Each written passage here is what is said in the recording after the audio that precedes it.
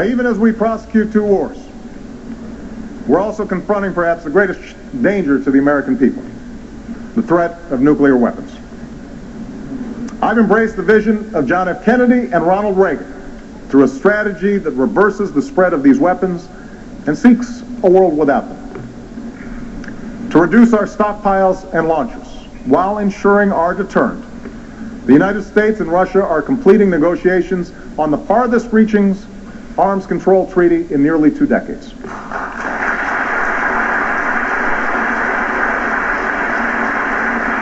And at April's Nuclear Security Summit, we will bring 44 nations together here in Washington, D.C. behind a clear goal: securing all vulnerable nuclear materials around the world in 4 years so that they never fall into the hands of terrorists.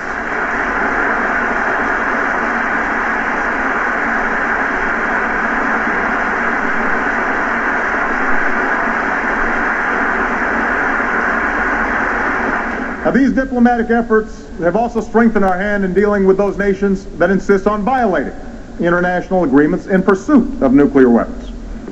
That's why North Korea now faces increased isolation and stronger sanctions that are being vigorously enforced. That's why the international community is more united and the Islamic Republic of Iran is more isolated. And as Iran's leaders continue to ignore their obligations, there should be no doubt they too will face growing consequences. That is a promise.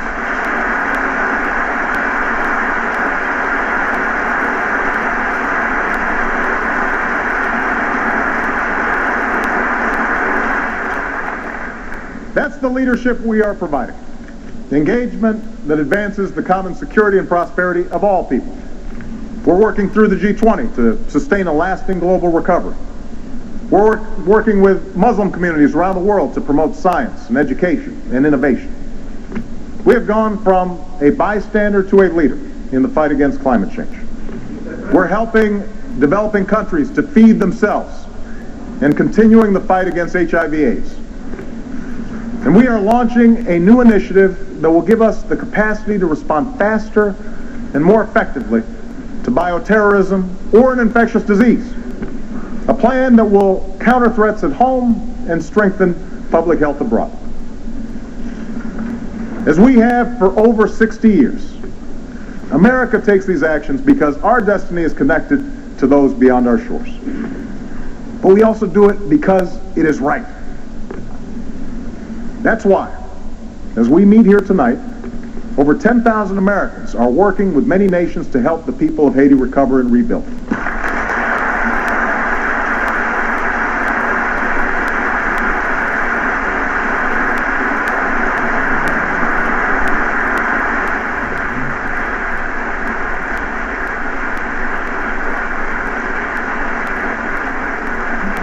That's why we stand with the girl who yearns to go to school in Afghanistan. Why we support the human rights of the women marching through the streets of Iran. Why we advocate for the young man denied a job by corruption in Guinea. For America must always stand on the side of freedom and human dignity. Always.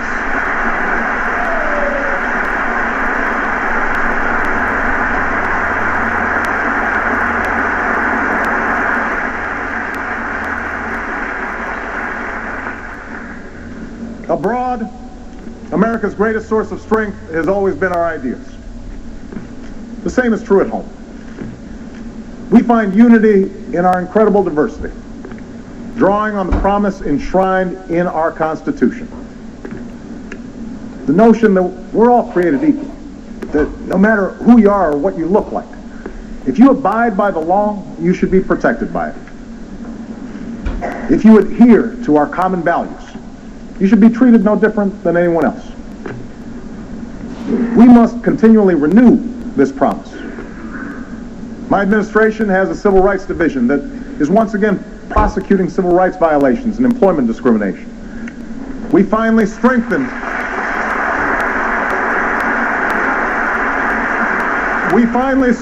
our laws to protect against crimes driven by hate.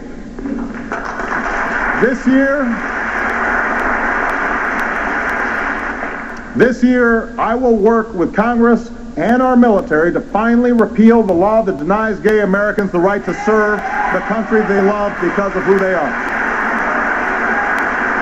It's the right thing to do.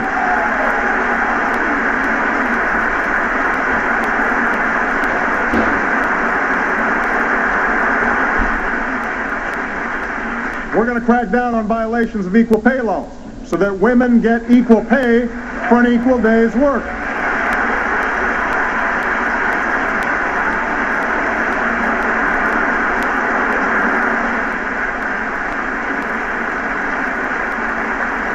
And we should continue the work of fixing our broken immigration system to secure our borders and enforce our laws and ensure that everyone who plays by the rules can contribute to our economy and enrich our nation.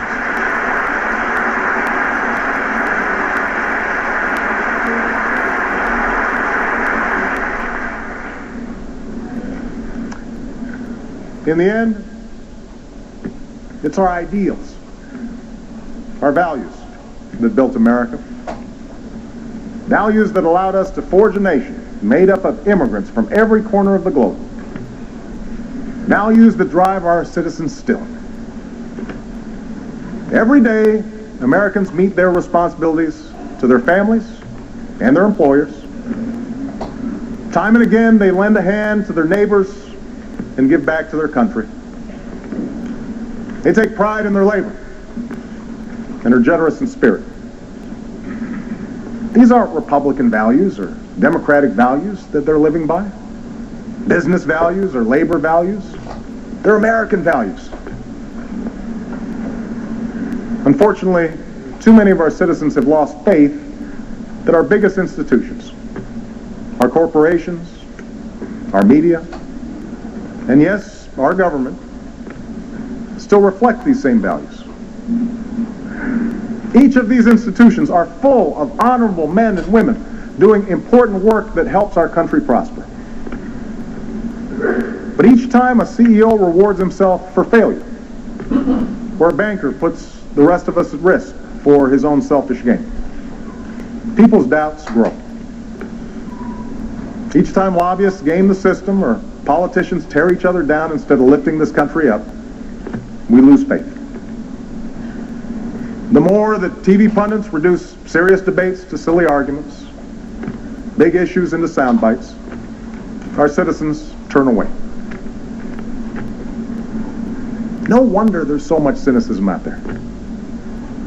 No wonder there's so much disappointment.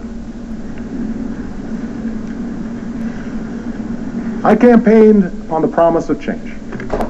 Change we can believe in, the slogan went. And right now I know there are many Americans who aren't sure if they still believe we can change, or that I can deliver. But remember this, I never suggested that change would be easy, or that I could do it alone. Democracy in a nation of 300 million people can be noisy and messy and complicated. And when you try to do big things and make big changes, it stirs passions and controversy. That's just how it is. Those of us in public office can respond to this reality by playing it safe and avoid telling hard truths and pointing fingers. We can do what's necessary to keep our poll numbers high and get through the next election, instead of doing what's best for the next generation. But I also know this. If people had made that decision 50 years ago, or 100 years ago, or 200 years ago, we wouldn't be here tonight. The only reason we are here is because generations of Americans were unafraid to do what was hard, to do what was needed even when success was uncertain, to do what it took to keep the dream of this nation alive for their children and their grandchildren.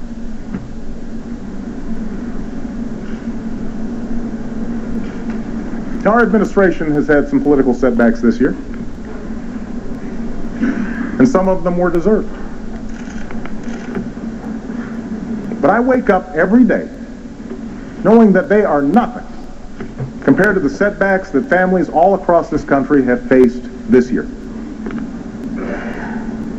And what keeps me going, what keeps me fighting, is that despite all these setbacks, that spirit of determination and optimism, that fundamental decency that has always been at the core of the American people, that lives on.